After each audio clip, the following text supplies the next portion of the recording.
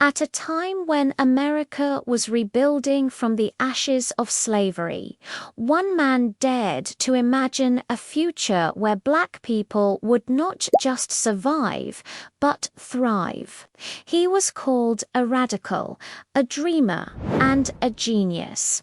Today, his vision still shapes the fight for justice. This is the story of W.E.B. Bois, a man born just after the Civil War, who became one of the greatest scholars, writers, and freedom fighters in American history. He didn't just write about change, he built the movement that would make it happen. William Edward Burghardt Du Bois was born in 1868 in the small town of Great Barrington, Massachusetts, just 3 years after the end of the Civil War. Unlike most Black children of his era, Du Bois grew up in a relatively tolerant community where his teachers recognized his brilliance early. At only 15, he was already publishing essays, questioning racial inequality, and dreaming of a world that treated all people equally. His hunger for knowledge would take him far beyond the small-town life he knew. Du Bois became the first African American to earn a PhD from Harvard, but his thirst for understanding injustice pushed him even further. He traveled to Europe and studied at the University of Berlin, eventually earning a doctorate from Harvard. In Europe, he saw something extraordinary, a society where race did not define every aspect of life. That experience shaped his conviction that racism was a social construct, a natural law. He vowed to dedicate his life to dismantling it. In 1903, Du Bois wrote The Souls of Black Folk, a groundbreaking work that declared, "The problem of the 20th century is the problem of the color line." His words resonated across America, inspiring a new generation of activists. He helped organize the Niagara Movement in 1905, a group that rejected compromise and demanded full civil rights for African Americans. This would later lead to the founding of the National Association for the Advancement of Colored People, the NAACP, 1909. Through his newspaper, The Crisis, Du Bois amplified stories of injustice and mobilized thousands in the fight for equality.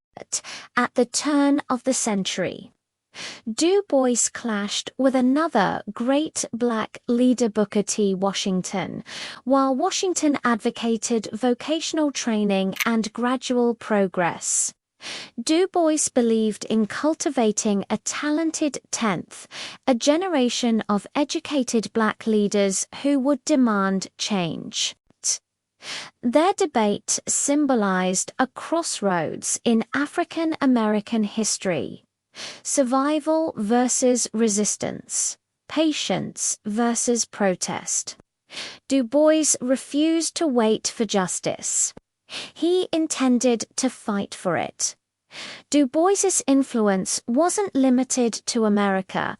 He traveled the world, connecting with African and Caribbean leaders, laying the foundation for what would become Pan-Africanism.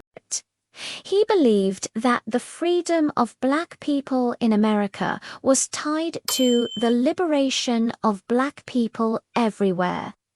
Du Bois organized Pan-African congresses, bringing together intellectuals and activists from across the globe.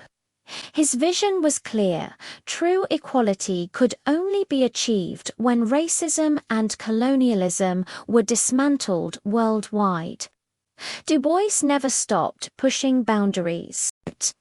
He called out lynching, segregation, and systemic racism when few dared to.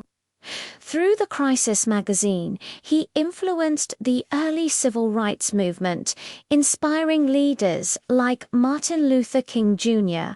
and Thurgood Marshall. Even in his 90s, Du Bois remained a revolutionary voice. He joined the Communist Party, moved to Ghana, and spent his final years promoting education and independence for Africa.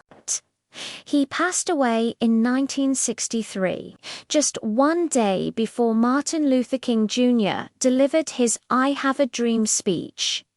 W.E.B. Du Bois's life was proof that words are weapons, and education is a tool of liberation. He was a writer, a teacher, a historian, and a revolutionary thinker whose ideas still echo today. In a world that doubted him, he proved that intelligence and courage could shake empires. Du Bois once said, "The cost of liberty is less than the price of repression."